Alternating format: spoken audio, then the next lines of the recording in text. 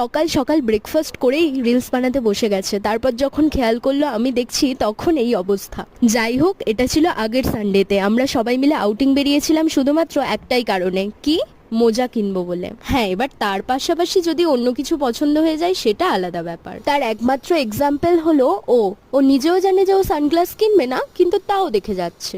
এটা এটা মনে হয় আমরা প্রায় সবাই করে থাকি, আগে যে জিনিসটা রাখা থাকে সেটা নয়, তার পরেরটা থেকে নিয়ে থাকি। সে জিনিসটা যাই হোক না কেন, ফল কিংবা ডেটল, সব কিছু কমপ্লিট করে এবার যখন রোদে পুড়ে প্রায় অবস্থা খারাপ, তখন আমার একটা জিনিস অদ্ভুতই লাগছিল যে কই আজ তো এ একটাও ফটো তুলে দিতে বললো না। আমার ধারণাটাকে ভুল প্রমাণ করে আবার পোজ দিয়ে দাঁড়িয়ে গেল ফটো তোলার জন্য। এসে দেখলাম রেস্ট নেওয়ার কোনো ব্যাপার নেই, আবার হেয়ার কাট করতে বসে গেছে। হ্যাঁ, আজকেই ওকে করতে হবে, কারণটা হলো আরে এই চুলগুলো বাড়তে বাড়তে থেমে গেছে, যাতে একটু আটটু বেড়ে যায়।